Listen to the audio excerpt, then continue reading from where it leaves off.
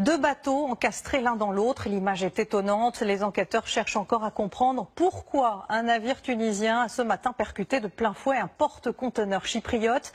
L'accident a eu lieu à 30 km des côtes corses et l'enjeu est évidemment d'empêcher toute pollution. Henri Dreyfus, Patrice Roubaud et Frédéric Miara.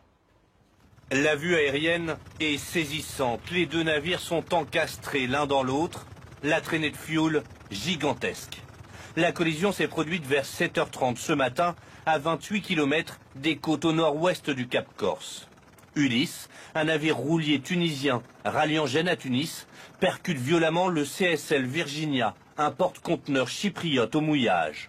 Aucun blessé n'est à déplorer à bord, mais le choc provoque une brèche de plusieurs mètres dans la coque du porte-conteneur. Une nappe de carburant s'en échappe, elle s'étend sur près de 4 km de long et 100 mètres de large. Le courant l'éloigne actuellement des côtes. La baille Flandre, un remorqueur d'intervention a immédiatement été déclenché. Il est arrivé sur zone en début d'après-midi. L'Italie a également proposé son aide et envoyé des navires. Objectif limiter l'extension de la traînée, car les opérations de dépollution ne débuteront que demain matin. C'est notamment des barrages dans lesquels on vient concentrer le carburant et ensuite ce que les professionnels appellent un écrémeur, c'est-à-dire un système qui permet de ramasser la couche de surface et de la stocker à bord des navires spécialisés.